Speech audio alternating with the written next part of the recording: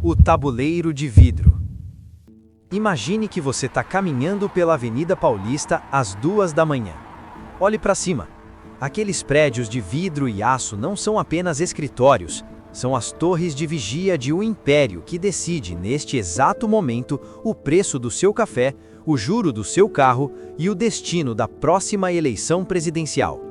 Você acha que o governo governa? Talvez no papel. Mas no Brasil, o verdadeiro poder não usa faixa presidencial. Ele usa ternos de corte impecável e opera através de algoritmos de compensação bancária. De um lado, o brilho prateado e a precisão aristocrática do Itaú. Do outro, a força bruta, interiorana e onipresente do Bradesco. Esta não é apenas uma disputa por correntistas, é uma guerra silenciosa que dura 8 décadas, uma batalha de linhagens, de ideologias opostas e de uma fome insaciável por cada centavo que circula entre o Oiapoque e o Chuí. Hoje vamos abrir os cofres, vamos entender como duas famílias saíram do balcão de pequenas vilas no interior para se tornarem os donos invisíveis do Brasil. Itaú e o sangue azul. Para entender o Itaú, precisamos viajar até 1943, mas a mentalidade nasce muito antes, nos salões da elite cafeeira de São Paulo. O nome por trás da cortina é Alfredo Egídio de Souza Aranha. Ele não era apenas um nome em um papel timbrado, ele era a personificação da aristocracia do café paulista. A família Souza Aranha já possuía títulos de nobreza no Império. O Barão de Campinas e a Viscondesa de Campinas eram seus antepassados diretos. O dinheiro que fundou o Itaú em 1943 não veio do nada. Ele veio das vastas fazendas de café que utilizavam a infraestrutura ferroviária que a própria família ajudou a financiar. O pai de Alfredo Egídio de Souza Aranha já transitava entre os círculos mais influentes da elite econômica paulista. Um ambiente onde decisões relevantes eram tomadas longe da exposição pública. Não era apenas sobre riqueza, era sobre posição, sobre estar no lugar certo, antes mesmo do jogo começar. A fundação do Banco Central de Crédito, embrião do atual Itaú, ocorreu em 1943 em um escritório na Rua Boa Vista, o antigo Centro Financeiro de São Paulo. O fundador, Alfredo Egídio de Souza Aranha, era engenheiro formado pela Escola Politécnica da USP, o que imprimiu ao banco uma cultura de gestão baseada em cálculos e otimização técnica desde o primeiro dia. Diferente de outros empreendedores da época, Alfredo representava a transição da elite agrária para a financeira. Ele descendia diretamente da aristocracia do café paulista, com raízes familiares que remontam ao Império, incluindo figuras como o Barão e a Viscondessa de Campinas. O capital inicial do banco não era novo, ele era fruto direto da exportação cafeeira e da infraestrutura ferroviária que a própria família Souza Aranha havia ajudado a financiar nas décadas anteriores. O contexto político de 1943 foi fundamental para essa ascensão. Sob a ditadura de Getúlio Vargas no Estado Novo, o Brasil passava por um processo acelerado de substituição de importações devido à Segunda Guerra Mundial. Alfredo nomeou a instituição como Banco Central de Crédito por uma questão de posicionamento estratégico. O nome transmitia uma autoridade quase estatal, embora fosse uma entidade puramente privada. Operando no coração do setor bancário paulista, o banco alinhou seus interesses aos objetivos de industrialização do governo Vargas, tornando-se um dos principais financiadores da nova infraestrutura produtiva do país. Bradesco e a capilaridade de massa. Enquanto o capital sofisticado se consolidava nos grandes centros urbanos, uma lógica completamente diferente emergia no interior de São Paulo. Longe das avenidas elegantes e dos círculos tradicionais de poder, surgia uma estratégia baseada não em tradição, mas em necessidade e oportunidade. Na cidade de Marília, e em meio à expansão da fronteira agrícola, aparecia uma figura improvável, Amador Aguiar. Sem origem na elite financeira e vindo de funções simples como tipógrafo, ele observava o sistema de fora, e exatamente por isso enxergava o que outros ignoravam. Aguiar compreendeu uma lógica fundamental. O verdadeiro poder não estava na produção agrícola, mas no controle do fluxo de dinheiro que conectava produtores, comerciantes e trabalhadores. Crédito, liquidez e confiança formavam a engrenagem invisível da economia. Quem controlasse esse fluxo controlaria o crescimento das regiões. Em 1943, no contexto da Segunda Guerra Mundial e sob o governo de Getúlio Vargas, ele assumiu a casa bancária Almeida e Cia, dando início ao que se tornaria o Bradesco. A estratégia era clara. Enquanto bancos tradicionais focavam em grandes empresas e clientes ricos, o Bradesco voltava sua atenção para pequenos comerciantes, lavradores e trabalhadores comuns, um público ignorado pelo sistema. A lógica não era margem alta, mas volume. Escala, repetição e capilaridade tornaram-se os pilares do modelo. Para isso, Aguiar rompeu com o padrão bancário da época, aproximando o atendimento das pessoas e eliminando barreiras físicas e simbólicas que afastavam o público popular. Internamente, a cultura era baseada em disciplina e lealdade, não em sofisticação acadêmica. Funcionários vindos de origem simples formavam uma equipe eficiente e de baixo custo, preparada para a expansão. E foi essa estrutura que permitiu ao banco avançar agressivamente pelo território, abrindo agências em regiões ignoradas, muitas vezes sendo a única instituição financeira presente. Esse posicionamento gerava algo mais poderoso do que presença: domínio. Ao controlar o fluxo financeiro local, o Bradesco consolidava a influência sobre o crescimento econômico de regiões inteiras. Pequenas transações, somadas em escala, criavam uma força massiva. Sem confrontos diretos, o banco estruturava a maior rede de captação do país, transformando sua expansão silenciosa em uma peça central na disputa com o Itaú pelo controle do sistema financeiro nacional. A Cidade de Deus versus a Faria Lima. Em 1953, Amador Aguiar tomou uma decisão radical e o levou para uma fazenda em Osasco. Ele chamou o lugar de Cidade de Deus. Imagine um complexo fechado, uma espécie de Vaticano financeiro, onde os funcionários moravam, estudavam e comiam. Amador era um puritano, proibia o fumo e exigia moralidade cristã. O Bradesco era uma seita de eficiência produtiva. O Itaú, por outro lado, sempre foi o dono da Avenida Paulista e da Faria Lima. Eles representavam a sofisticação. Enquanto os diretores do Bradesco batiam o ponto às 7 da manhã em Osasco, os Setúbal e os Moreira Salles colecionavam obras de Tarsila do Amaral e de Cavalcante. O Itaú era o banco que financiava o MASP, que falava francês com os investidores de Wall Street e que via o Brasil de cima, de um jato executivo, enquanto o Bradesco o via pela janela de uma caminhonete nas estradas de terra do Paraná. A maior diferença entre os dois impérios está na sua sede de poder. Anos 70 e 80. A guerra esquentou durante o milagre econômico. O regime militar precisava de bancos fortes. Sob o comando de Olavo Setúbal, o Itaú tornou-se a vanguarda tecnológica ao fundar a Itautec. Eles criaram um hardware nacional para garantir que o dinheiro brasileiro circulasse em máquinas controladas por eles mesmos. Foram os primeiros a apostar na automação para tornar o banco invisível e onipresente. O Bradesco reagiu com escala humana. Enquanto o Itaú colocava caixas eletrônicos nos bairros ricos, o Bradesco comprava os bancos estaduais que os militares estavam saneando. O Bradesco tornou-se o banco que pagava o salário de milhões de funcionários públicos. Se você era um soldado ou professor em 1980, seu sustento passava pelas mãos de Amador Aguiar.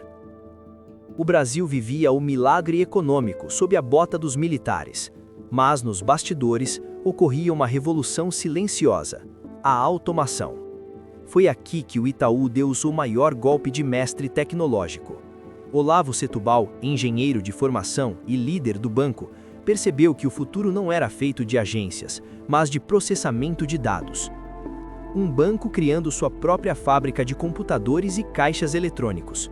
No governo do General Médici e depois de Geisel, o Itaú usou a política de reserva de mercado para impedir que gigantes como a IBM dominassem o Brasil.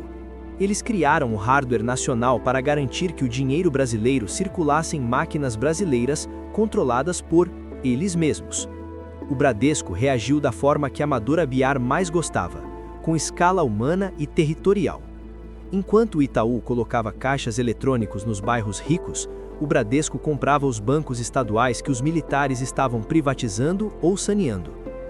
O Plano Real e o massacre dos pequenos. O ano do Plano Real. Foi o evento de extinção para bancos pequenos que viviam da inflação.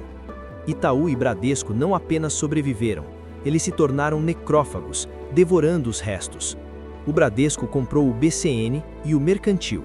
O Itaú comprou o Banerj, o Benj e o Banestado. Analise este dado. Em 1990, o Brasil tinha mais de 200 bancos comerciais. Em 2005, apenas 5 controlavam 80% do mercado. Itaú e Bradesco lideraram esse processo de canibalização com a bênção do Banco Central e do governo Fernando Henrique Cardoso. Eles se tornaram grandes demais para quebrar. Se um deles balançasse, a República cairia junto. O casamento do século. Itaú mais Unibanco. Em novembro de 2008, enquanto os bancos americanos implodiam na crise subprime, o Brasil assistiu a um movimento de mestre. O Itaú e o Unibanco anunciam uma fusão secreta. O Unibanco era o rosto da elite diplomática de Walter Moreira Salles, o homem que renegociou a dívida externa brasileira nos Estados Unidos e era amigo dos Rockefeller.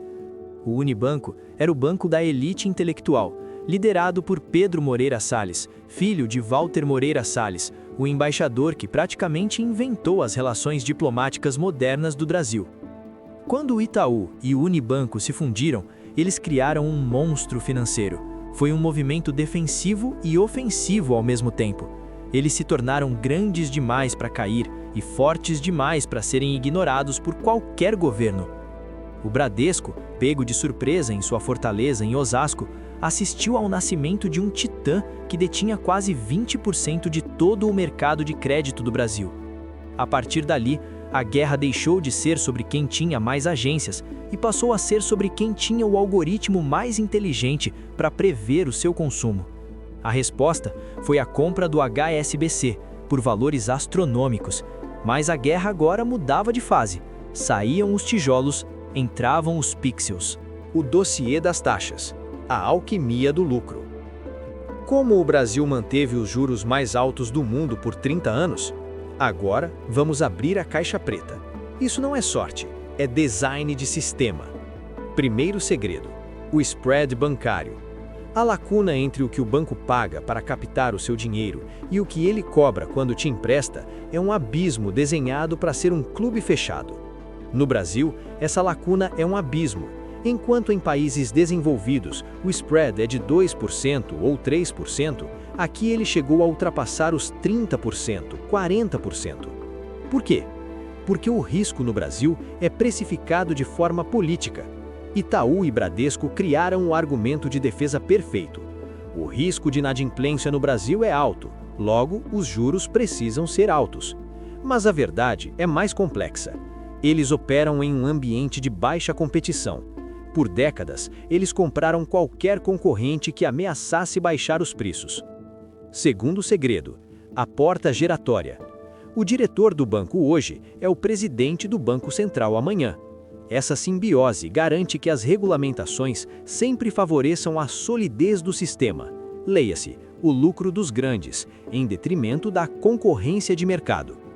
Durante décadas, as regras para se abrir um banco no Brasil eram tão rigorosas que era praticamente impossível para um novo player entrar. O Banco Central exigia capitais astronômicos e burocracias infinitas. Quem ganhava com isso? O Itaú e o Bradesco. Terceiro segredo: a dívida pública.